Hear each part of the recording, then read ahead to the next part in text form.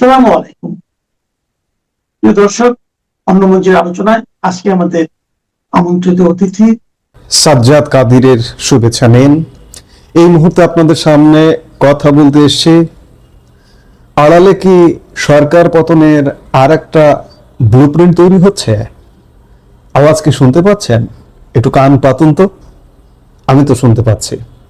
কেন প্রশ্ন করবেন যে কেন? মাত্র তো একটা নির্বাচন হয়ে গেল, একটা সরকার গঠিত হলো, এখনই আবার সরকার পতন হবে কেন? একটু পেছনে ফিরে যেতে হবে। 2024 সালের জুলাই আগস্ট আওয়ামী লীগ সরকারের পতন ঘটিয়েছে কারা? একটু চিন্তা করুন তো। বাংলাদেশের জঙ্গিরা, ডিপ স্টেট, বিদেশি আন্তর্জাতিক শক্তি এর সঙ্গে যুক্ত ছিল। এই যে এখন যে সরকারটি, এই সরকারটি কি আওয়ামী লীগ সরকার পতনের মূল মাস্টার মাইন্ড? এই সরকারের যে দলটি বিএনপি? না, তারা সাইড লাইনের। তারা বুঝে হোক আর না বুঝে হোক, ওই যে সরকার পতনটা ছিল সেই পতনে সমর্থন দিয়েছে।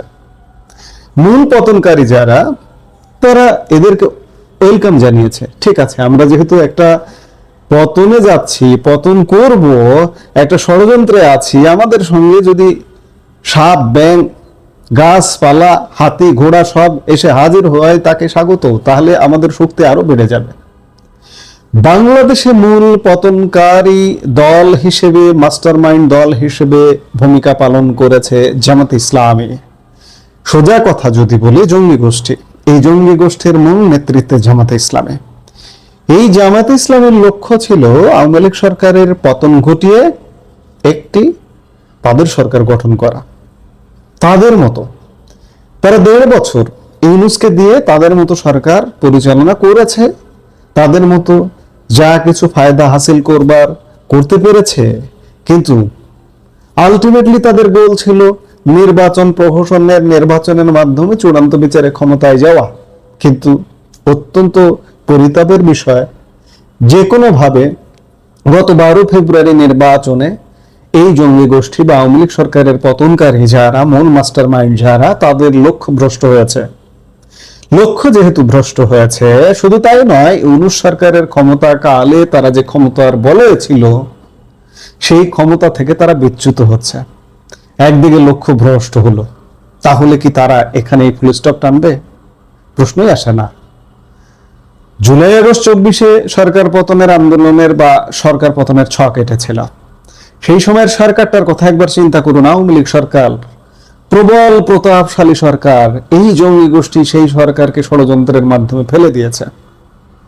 তারা কি মনে করছে যে আজকে বিএনপি সরকার সেই আওয়ামী লীগ সরকারের চেয়ে অনেক বেশি শক্তিশালী, অনেক বেশি প্রতাপশালী? আওয়ামী লীগ সরকার ছিল 16 বছর ধরে গড়ে ওঠা বিশাল একটা পিরামিড, আর 1.5 মাসে গড়ে ওঠা বিএনপি সরকার কিন্তু খুবই দুর্বল সরকার, বালের বাঁধের মতো ভেঙে যেতে পারে যে কোনো সময়। এটি কিন্তু জঙ্গিরা মনে করছে, এবং সেই মনে করা থেকে তাদের যেহেতু লক্ষ্য পূরণ হয়নি যে তারাই চূড়ান্ত বিচারে ক্ষমতায় যাবে এবং আগামী দীর্ঘদিন তারা দেশ শাসন করবে, সেহেতু তারা লক্ষ্য থেকে বিচ্যুত হয়নি, লক্ষ্য থেকে সরে আসেনি। এই সরকারকেও তারা ফেলে দেওয়ার একটা ব্লুপ্রিন্ট আড়ালে রেডি করছে। আমরা বলতেই পারি, আড়ালে কি তবে আরো একটা সরকার পতনের ব্লুপ্রিন্ট হচ্ছে? বাংলাদেশের রাজনীতিতে কি আবার কোনো বড় ধরনের পরিবর্তনের আভাস পাওয়া যাচ্ছে? দর্শক, রাজপথে দীর্ঘমেয়াদী আন্দোলনের স্পষ্ট ইঙ্গিত পাওয়া যাচ্ছে ইতিমধ্যেই। সংস্কারের দাবিতে এবং গণভোটের রায় বাস্তবায়নের লক্ষ্যে আজ শনিবার আমরা যেদিন কথা বলছি, রাজধানী ঢাকায় নামছে এই যে জামাতের নেতৃত্বাধীন যে 11 দলীয় রাজনৈতিক দল, এই দলের নেতৃত্বে আজকে রাজধানীতে তারা রাস্তায় নামছে। নতুন সরকার দায়িত্ব নেওয়ার পর এই প্রথমবারের মতো রাজপথে নামছে এই জামাত জোট। বাইতুল মোকাররমের উত্তর গেটে আজকের এই বিক্ষোভ সমাবেশ কি কেবল শুরু, নাকি এর পেছনে রয়েছে বড় কোনো রাজনৈতিক উদ্দেশ্য? নতুন করে রাজনৈতিক উত্তাপ ছড়াতে যাচ্ছে জামাতে ইসলামী নেতৃত্বাধীন 11 দলীয় ঐক্য, এবং এই যে 11 দলীয় ঐক্য জোট যেটি, সেটি আওয়ামী লীগ সরকারের পতন ঘটিয়েছিল। আসলে গণভোটের রায় বাস্তবায়ন ও সংস্কারের দাবিকে কেন্দ্র করে ঘোষিত এই কর্মসূচি কেবল একটি বিক্ষোভ নয়, বরং একে দীর্ঘমেয়াদী আন্দোলনের সূচনা বলে ইঙ্গিত দিয়েছেন এই জোটের নেতারা। রাজনৈতিক বিশ্লেষকরা বলছেন এটি দেশের রাজনীতিতে একটি অত্যন্ত গুরুত্বপূর্ণ মোড়, কারণ নির্বাচন পরবর্তী সময়ে সংসদ কেন্দ্রিক রাজনীতির পাশাপাশি এখন বিরোধীরা জনসম্পৃক্ততা বাড়াতে রাজপথকে বেছে নিয়েছে। অনেকে বলছেন এটি বাংলাদেশের সেই চিরচেনা রাজনৈতিক সংস্কৃতিরই ধারাবাহিকতা, যেখানে সংসদের ভেতরে কাজ না হলে বাইরে চাপ সৃষ্টি করে দাবি আদায়ের চেষ্টা করা হয়। কিন্তু প্রশ্ন হচ্ছে, রাজপথ কি আবার আগের মতোই উত্তপ্ত হতে যাচ্ছে? 11 দলীয় ঐক্যের নেতারা তাদের কৌশল পরিষ্কার করেছেন। তারা শুরুতেই চরম বা কঠোর কোনো কর্মসূচিতে যেতে চান না, এমনটাই এখনো পর্যন্ত তারা বলছেন। লিয়াজো কমিটির সমন্বয়ক ও জামাতের সহকারী সেক্রেটারি জেনারেল হামিদুর রহমান আজাদ স্পষ্ট জানিয়েছেন, প্রথম বিক্ষোভের মাধ্যমে সরকারের উপর চাপ সৃষ্টি করা হবে। যদি সরকার ইতিবাচক সাড়া না দেয় তবে আন্দোলনের তীব্রতা বাড়ানো হবে।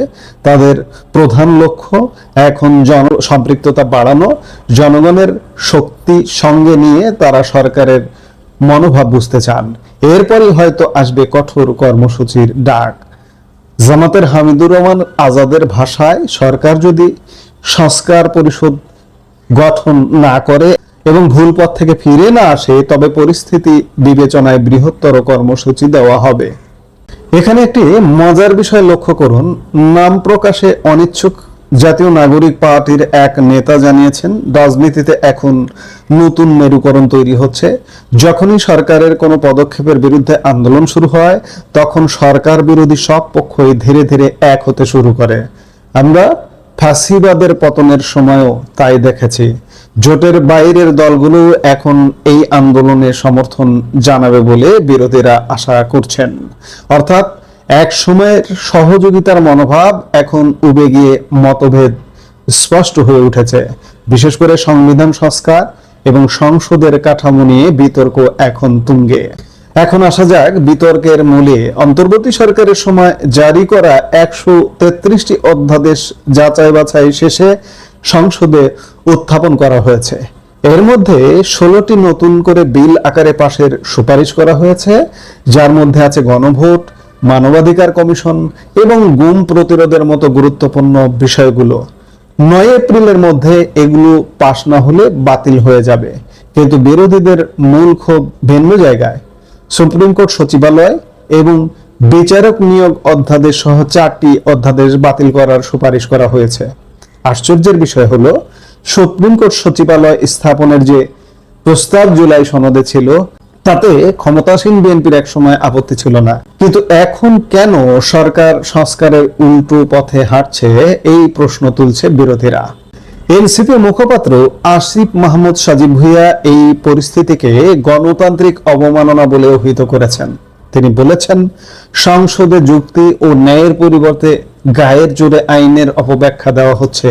অন্যদিকে জোটের অন্যতম শীর্ষ নেতা নাহিদ ইসলাম বর্তমানে ওমরা পালনে সৌদি আরবে আছেন। তিনি দেশে ফেরার পর আগামী 7 এপ্রিল 11 দলীয় জোট আবার বৈঠকে বসবে।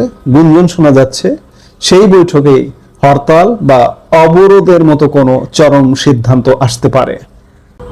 সংসদে সংখ্যাগরিষ্ঠ কোনো দল থাকলে অনেক সময় সরকার বিরোধীদের উপেক্ষা করে, কিন্তু দীর্ঘমেয়াদে এটি রাজনৈতিক অস্থিরতা ছাড়া আর কিছুই দেয় না। এখন প্রশ্ন হলো, সরকার কি আলোচনার মাধ্যমে সমাধান খুঁজবে, নাকি বিরোধীদের উপেক্ষা করে সংঘাতের পথ বেছে নেবে? আর বিরোধীরাই বা কি তাদের দাবি আদায় করতে পারবে? এখন দেখার বিষয় যে আসলে কি ঘটছে। যাই হোক, একটা জিনিস অন্ততপক্ষে পরিষ্কার, যে সরকার এবং বিরোধী তথাকথিত বিরোধী দল, তাদের মধ্যে কিন্তু ক্রমেই, বিশেষ করে জুলাই সনদ এবং গণভোট নিয়ে ক্রমেই একটা তালগোল পাকিয়ে যাচ্ছে। এবং এই তালগোলের মূল লক্ষ্যই হচ্ছে নতুন ব্লুপ্রিন্ট, সরকার পতনের ব্লুপ্রিন্ট। এই যে জঙ্গি যারা আওয়ামী লীগ সরকারের পতন ঘটিয়েছিল, তারা মনে করছে যে বিএনপি সরকারের পতন ঘটানোটা কোনো ব্যাপারই হবে না, কারণ বিএনপি সরকার অত্যন্ত দুর্বল সরকার। সেই জায়গা থেকে আসলে এই সংবিধান সংস্কার বলুন, জুলাই সনদ বলুন, এগুলো সবই এক একটা মোড়ক। এই জঙ্গি গোষ্ঠীর মূল লক্ষ্য হচ্ছে বাংলাদেশের মসনদ দখল করা, সেটা যে কোনো মূল্যে। এরা আরেকটা আইটেম নেবে মাস্ট, এবং আর একটা পরিস্থিতি ঘোলাতে হবে। তবে বারবার ঘুঘু তুমি খেয়ে যাও ধান এবার হয়তো হবে না। এবং আরেকটা জিনিস, যে এবার যদি তারা সফল হয়, জঙ্গিরা সফল হয়, বঙ্গভবন বলুন, রাষ্ট্রপতি বলুন, প্রধানমন্ত্রী বলুন, কোনো কিছু, বাংলাদেশের কোনো কিছু, সংবিধান, কোনো কিচ্ছু রাখবে না। সরাসরি একটা বিপ্লবী সরকার গঠন করবে, এবং অনির্দিষ্টকালের জন্য। কোনো নির্বাচনের প্রয়োজন নেই, কারণ নির্বাচনে তারা কখনো সফল হবে না। নির্বাচনে বাংলাদেশের মানুষ তাদেরকে নির্বাচিত করে ক্ষমতার মসনদে পাঠাবে না, যে গত 12 ফেব্রুয়ারির নির্বাচন তা দেখিয়ে দিয়েছে। তারা একটা বিপ্লবী সরকার করবে, আফগানিস্তান স্টাইলে, ইরান স্টাইলে। তারা দীর্ঘস্থায়ী শাসনের জন্য ব্লুপ্রিন্ট আসলে রেডি করছে। কিন্তু কতটা সফল হবে বাংলাদেশের রাজনৈতিক দল, অন্যান্য রাজনৈতিক দল, এদের বিপরীত পক্ষের যে রাজনৈতিক দল, বাংলাদেশের জনগণ, বাংলাদেশের সেনাবাহিনী একটা গুরুত্বপূর্ণ বিষয়, সেনাবাহিনীর ভূমিকা, সবকিছু মিলে আবারও সেই আওয়ামী লীগ সরকারের পতন স্টাইলে পতন করতে পারবে কিনা, নাকি একটা বাংলাদেশে বিশেষ প্রেক্ষাপট তৈরি হবে। ধরে নিলাম যে এই বর্তমান সরকারের পতন হবে, কারণ এই সরকারের চারিদিক দিয়ে বালির বাঁধের মতো ভেঙে আসছে। এগুলোকে ইস্যু করবে, জুলাই সনদকে ইস্যু করবে, গণভোটকে ইস্যু করবে, পরে এই জঙ্গি জামাত জোট তটস্থ রাখবে সিচুয়েশনকে। এবং এই তটস্থ রেখে হয়তো দেশে একটা খুব লঙ্কা কাণ্ড ঘটে যাবে, অস্থির পরিস্থিতি তৈরি হবে, বিএনপি সরকারের পতন হবে। তখন কি এই জঙ্গিরা সফল হবে, নাকি একটা সরকার গঠন হবে, বিশেষ সরকার, আমাদের সংবিধানের আলোকের তত্ত্বাবধায়ক সরকার হতে পারে, কিংবা 111-এর মতো একটা সরকার গঠন হতে পারে, হয়ে আবারও কি একটা বাংলাদেশে সব দলের অংশগ্রহণ, আওয়ামী লীগ সহ, বিএনপি সহ সব দলের অংশগ্রহণে নির্বাচনের পরিবেশ তৈরি হবে, হয়ে বাংলাদেশ কি উদ্ধার হবে, নাকি জঙ্গিরা চূড়ান্ত বিচারে দখল করবে? আমি শুভ দিনটাকে সামনে রাখতে চাই। জঙ্গিরা বারবার সফল হবে না, একবার তারা সফল হয়েছে, কিন্তু বারবার সফল কোনোভাবেই হবে না। এখানে নানা বিষয় ফ্যাক্টর আছে, ভূ রাজনীতি আছে, আমার প্রতিবেশী দেশ ভারত আছে, নানা কিছু আছে, মার্কিন যুক্তরাষ্ট্র আছে, পশ্চিমা বিশ্ব ইউরোপ আছে, চীন আছে, রাশিয়া আছে। বাংলাদেশ শুধুমাত্র বাংলাদেশকে কেন্দ্র করে আবর্তিত তো হয় না বাংলাদেশের রাজনীতি। সবকিছু মিলে আমার কাছে যেটা মনে হয়, এখন যে ব্লুপ্রিন্টটা সাজছে, এই সাজাতে একটা ব্যাপক গণ আন্দোলন বা একটা কিছু হবে, এবং সেগুলো হয়ে একটা সরকার পতন হবে, এই সরকারটারও পতন হবে, হয়ে একটা বিশেষ সরকার গঠন হবে, একটা নির্বাচন হবে, তারপরে যদি দেশ শান্ত হয়। এখন এগুলো দেখার জন্য আমাদের নিশ্চয়ই অপেক্ষা করতে হবে। তাহলে এ সময়ে ভারত এই যে জ্বালানি নিরাপত্তা বাংলাদেশে রক্ষা করতে, মানে বন্ধু সুলভ, প্রতিবেশী সুলভ আচরণ দেখিয়ে যে ডিজেল সরবরাহ অব্যাহত রেখেছে বাংলাদেশে বর্ধিত চাহিদার প্রেক্ষাপটে, সেটা রাখবে কিনা? বাংলাদেশ আমেরিকার কাছ থেকে, রাশিয়া থেকে এই সময়ে বাড়তি জ্বালানি কেনার সুযোগ পাবে কিনা, সেগুলো বাংলাদেশ পরিচালনার জন্য, কিংবা তারেক রহমান আসলে শান্তিমতো দেশটা পরিচালনা করতে পারবেন কিনা, সেসব ক্ষেত্রেও অত্যন্ত গুরুতর একটা সিদ্ধান্ত গ্রহণকারী ফ্যাক্টর হয়ে উঠতে পারে। যুক্তরাষ্ট্রের দক্ষিণ ও মধ্য এশিয়া বিষয়ক সহকারী পররাষ্ট্রমন্ত্রী পল কাপুর ওয়াশিংটনে বাংলাদেশের স্বাধীনতা দিবসের অনুষ্ঠানে গিয়ে স্পষ্টতই এই বক্তৃতা দিয়ে এসেছেন যে এই মুহূর্তে বাংলাদেশের কোন দেশের সঙ্গে কি সম্পর্ক রাখবে সে বিষয়ে স্বাধীনতা উপভোগের কোনো সুযোগ নাই। এর আগেই অবশ্য পরাধীনতা একরকম স্বীকার করে নিয়ে মার্কিন যুক্তরাষ্ট্রে ছুটে যেতে হয়েছিল বাংলাদেশের পররাষ্ট্রমন্ত্রী খলিলুর রহমানকে, মার্কিন যুক্তরাষ্ট্রের কাছ থেকে বৈশ্বিক জ্বালানি সংকটের মধ্যে এই অনুমোদন পেতে যে বাংলাদেশকে যাতে মার্কিন যুক্তরাষ্ট্র এমন সংকটকালে অন্তত কিছুদিনের জন্য রাশিয়া থেকে জ্বালানি তেল সংগ্রহের অনুমোদন দেয়।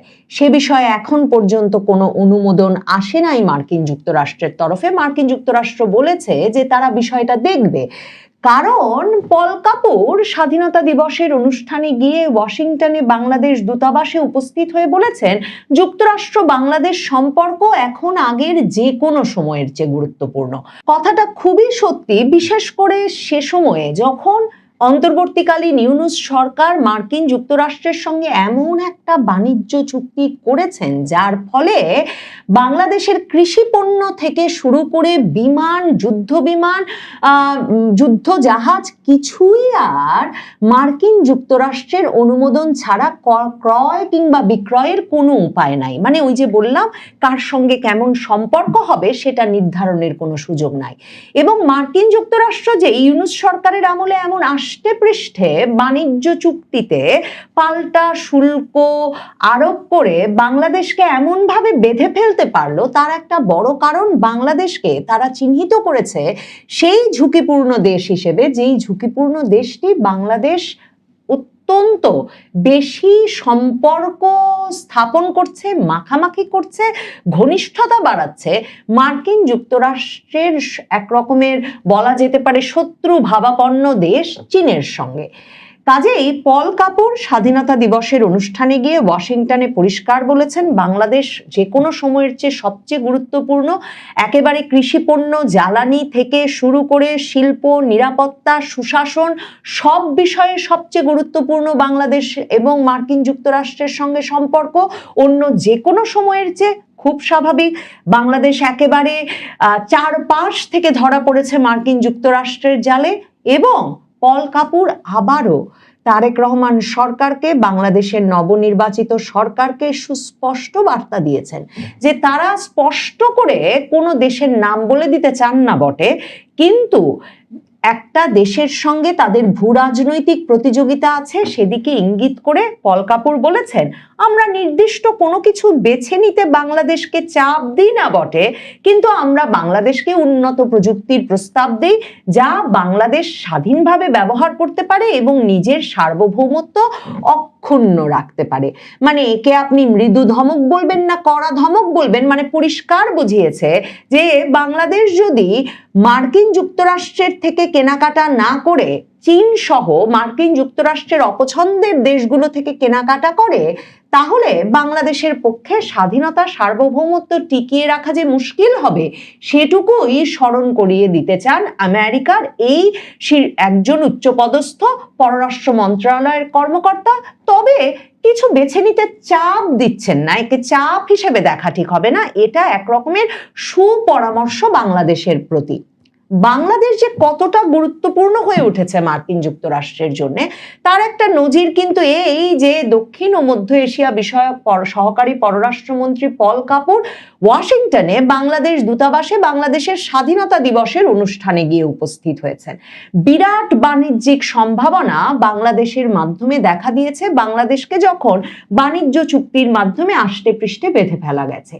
কিন্তু পল কাপুররা আসলে কি চান? পল কাপুররা চান সরাসরি নবনির্বাচিত সরকার দেখাবেন যে তারা চীনের সঙ্গে দূরত্ব প্রতিষ্ঠা করেছেন। কারণ বাংলাদেশে যিনি নতুন মার্কিন রাষ্ট্রদূত এসেছেন নির্বাচনের আগে আগে, ব্রেন্ট ক্রিস্টেনসেন, তাকে যখন ট্রাম্প প্রশাসন গত বছর নির্বাচিত করেছিলেন বাংলাদেশে নিযুক্ত করবার জন্য, তখনই তিনি কংগ্রেসের সামনে তার যে শুনানি, সেখানে ব্রেন্ট ক্রিস্টেনসেন স্পষ্ট করে বলে এসেছিলেন কংগ্রেস সদস্যদের প্রশ্নের জবাবে যে তার একটা গুরুত্বপূর্ণ কাজ হবে বাংলাদেশে, তার অ্যাসাইনমেন্টের সবচেয়ে গুরুত্বপূর্ণ কাজ হবে চীন, কমিউনিস্ট চীনের সঙ্গে বাংলাদেশের অতিরিক্ত ঘনিষ্ঠতার ঝুঁকি বাংলাদেশকে বোঝানো। বিশেষভাবে সামরিক এবং নিরাপত্তা ক্ষেত্রে বাংলাদেশ যে চীনের সঙ্গে অতিরিক্ত ঘনিষ্ঠতা তৈরি করেছে অন্তর্বর্তীকালীন ইউনূস সরকারের আমলে, সেটা নিয়েই কংগ্রেস সদস্যদের মূল উদ্বেগ ছিল। এবং সেই প্রশ্নের জবাবে ব্রেন্ট ক্রিস্টেনসেন এই প্রতিশ্রুতি দিয়ে নির্বাচিত হয়ে কিন্তু বাংলাদেশে মার্কিন রাষ্ট্রদূতের দায়িত্ব পালন করতে এসেছেন। কাজেই মার্কিন রাষ্ট্রদূত হিসেবে বাংলাদেশে এসেও তিনি সাথে সাথে সর্বত্র সংবাদ মাধ্যমের সামনে প্রকাশ্যে বিভিন্ন অনুষ্ঠানে এ আলাপ শুরু করেন যে বাংলাদেশের অন্তর্বর্তীকালীন সরকার, বিশেষভাবে নির্বাচনের পর নির্বাচিত সরকার এবং সেনাবাহিনীর সঙ্গে মার্কিন রাষ্ট্রদূত এ আলাপটা একেবারে সোজা সাপটা ভাবে পরিষ্কারভাবে ছেড়ে ফেলতে চান যে চীনের কাছ থেকে সামরিক দ্রব্যাদি ক্রয়, বিভিন্ন এই যে যুদ্ধ জাহাজ, যুদ্ধ বিমান কেনবার যে প্রতিশ্রুতি অন্তর্বর্তীকালীন সরকার দিয়েছে, চীনের সঙ্গে সামরিক ঘনিষ্ঠতা যে বাংলাদেশের বাড়ছে, তাতে ঝুঁকি আছে বাংলাদেশের। এটাকে ঝুঁকিপূর্ণ একটা পদক্ষেপ বলে মার্কিন যুক্তরাষ্ট্র মনে করে এবং সেনাবাহিনী এবং নির্বাচিত সরকারকে এই বিষয়গুলো বোঝাতেই ব্রেন ক্রিস্টেনসেন মূলত বাংলাদেশে দায়িত্ব পালন করবেন। এ কথা ব্রেন ক্রিস্টেনসেন বলবার পর চীনা রাষ্ট্রদূত বা চীনের তরফ থেকে বুঝতে অসুবিধা হয় নাই যে ব্রেন ক্রিস্টেনসেনের এ কথা একরকমের হুমকি যেই সরকার নির্বাচিত হয়ে আসবে তার প্রতি, যে আপনারাও যদি কেনাকাটা অব্যাহত রাখেন চীনের কাছ থেকে এবং নিরাপত্তা এবং সামরিক খাতে ঘনিষ্ঠতা বাড়াতে থাকেন, তাহলে আপনাদের ঝুঁকি আছে। এ ঝুঁকি যে কি ঝুঁকি সেটা যে সরকার বুঝবে না, সে সরকারের একরকমের মার্কিন যুক্তরাষ্ট্রের সঙ্গে সামরিক এবং নিরাপত্তা খাতে পাল্লা দিয়ে এগোতে হবে, সেটা বোঝাতে নিশ্চয়ই খুব বড় বিশ্লেষক হওয়ার প্রয়োজন নেই। কাজেই চীন তখন সাথে সাথে প্রতিক্রিয়া দেখায় এবং এই বিবৃতি দেয় যে এই যে একটা দেশের রাষ্ট্রদূত এসে বাংলাদেশে এমন হুমকি দিচ্ছেন যে বাংলাদেশ যদি অন্য কোনো পক্ষের সঙ্গে সম্পর্ক রাখে তাহলে বাংলাদেশের সামনে নিরাপত্তা ঝুঁকি আছে, এটা খুবই অবিবেচনা প্রসূত এবং একেবারেই কূটনৈতিক শিষ্টাচার বহির্ভূত একটা বিষয়। মানে এসব চীনের পক্ষে বলা সম্ভব বটে, কিন্তু বাংলাদেশের পক্ষে ইউনূস সরকার বাংলাদেশ মার্কিন যুক্তরাষ্ট্রের সম্পর্কটা যে জায়গায় রেখে গেছেন সেখানে সেটা বলা একদম অসম্ভব। মার্কিন যুক্তরাষ্ট্রের এক্ষেত্রে কৌশলটা একদম সোজা সাপটা। যুক্তরাষ্ট্রের তরফে ট্রাম্প প্রশাসন আসবার পর থেকে বারবার মনে করানো হয়েছে, পল কাপুর মার্চে বাংলাদেশ সফরে যখন এলেন দিল্লি ঘুরে, তখন এসে এটা মনে করিয়ে দিয়েছেন যে এই অঞ্চলে তারা মনে করেন ইন্দো প্রশান্ত মহাসাগরীয় অঞ্চলে নিরাপত্তার ক্ষেত্রে তাদের সবচেয়ে গুরুত্বপূর্ণ কৌশলগত সহযোগী হচ্ছে ভারত, এবং তারা মনে করে যে ভারত একটা স্ট্রং, ইন্ডিপেন্ডেন্ট, স্বাধীন এবং শক্তিশালী, সামরিক শক্তিতে বলবান, বলিয়ান, শক্তিশালী ভারত এই অঞ্চলে চীনের যে একাধিপত্য সেটা ঠেকাতে সবচেয়ে কার্যকর ভূমিকা রাখতে পারে। কাজেই তারা মনে করে ইন্দো প্রশান্ত মহাসাগরীয় অঞ্চলে বাংলাদেশ সহ তাদের যত কৌশলগত সহযোগীরা আছে তাদের একটা গুরুত্বপূর্ণ দায়িত্ব ভারতের সঙ্গে সুসম্পর্ক রাখা এবং ভারতের পরামর্শ মোতাবেক এই অঞ্চলের নিরাপত্তা কৌশল সাজানো। যুক্তরাষ্ট্রের নিরাপত্তা কৌশল সম্পর্কে একটা মানে যদি গুগলেও আপনি সার্চ দেন, আপনি দেখবেন যে যুক্তরাষ্ট্রের পররাষ্ট্র মন্ত্রণালয়, প্রতিরক্ষা মন্ত্রণালয়ের ডকুমেন্টের পর ডকুমেন্ট বের হবে যেখানে স্পষ্ট ভাষায় বলা হয়েছে এই যে বাংলাদেশের ভূকৌশলগত অবস্থানকে যে যুক্তরাষ্ট্র এখন এত গুরুত্বপূর্ণ মনে করছে, তার কারণ যুক্তরাষ্ট্র বঙ্গোপসাগরে একটা শত্রুমুক্ত অবস্থান চায়। একে কোনোভাবেই তারা চীনের কোনো অবস্থান চায় না, চীনের কোনো শক্তিশালী অবস্থান চায় না, এবং তারা চায় বরং তাদেরকে এমন একটা অবাধ প্রবেশাধিকার দেওয়া হোক যার ফলে তারা সেখানে নজরদারির ব্যবস্থা করতে পারে, কিংবা শেখ হাসিনা বারবার যেটা বলতেন যে সামরিক ঘাঁটি তৈরি করতে পারে বঙ্গোপসাগরের ওপরে। এখন সেন্ট মার্টিন দ্বীপে অন্তর্বর্তীকালীন ইউনূস সরকার কি ব্যবস্থা দিয়ে গেছেন মার্কিন যুক্তরাষ্ট্রকে সেটা কিন্তু এখনো একটা সন্দেহের কেন্দ্রে আছে। তারেক রহমান সরকার সেটাও পরিষ্কার করেন নাই। অন্যদিকে আবার এই যে চীনা যুদ্ধ জাহাজ কেনা থেকে শুরু করে নানা রকম পদক্ষেপ যে অন্তর্বর্তীকালীন সরকার নিয়েছেন সে বিষয়েও সাবধানতা অবলম্বন করার ইঙ্গিত আছে মার্কিন যুক্তরাষ্ট্রের তরফে। এখন যখন বাংলাদেশ মার্কিন যুক্তরাষ্ট্রের তরফে একটা জ্বালানি ছাড় চাইছে যে এই সংকটজনক পরিস্থিতিতে যাতে কিছুদিন রাশিয়া থেকে জ্বালানি কিনতে পারে, যখন যুক্তরাষ্ট্র ভারতকে কিন্তু এই ছাড় দিয়ে রেখেছে যে ভারত কিন্তু রাশিয়া থেকে জ্বালানি কিনে যাচ্ছে, তখন বাংলাদেশের জন্য যুক্তরাষ্ট্রের এই ইঙ্গিত, পল কাপুর এই অঞ্চলের জন্য আমেরিকার সর্বোচ্চ যেই কর্মকর্তা তার যে ইঙ্গিত ওয়াশিংটনে দূতাবাসে গিয়ে যে চীনের সঙ্গে সম্পর্ক ত্যাগ করুন, চীনের সঙ্গে সম্পর্কের নিরাপত্তা ঝুঁকির কথা স্মরণ করুন, এগুলো ইঙ্গিত সরাসরি গ্রহণ করে তারেক রহমান যদি চীনের সঙ্গে দূরত্ব স্থাপন করে এ অঞ্চলে ভারতের সঙ্গে তার ঘনিষ্ঠতা না বাড়ান, মানে এই বিষয়ে ইঙ্গিত স্পষ্ট না করেন, যুক্তরাষ্ট্রকে আরো ঘনিষ্ঠ হওয়ার তার সঙ্গে সুযোগ না দেন, তাহলে এ সময়ে ভারত এই যে জ্বালানি নিরাপত্তা বাংলাদেশে রক্ষা করতে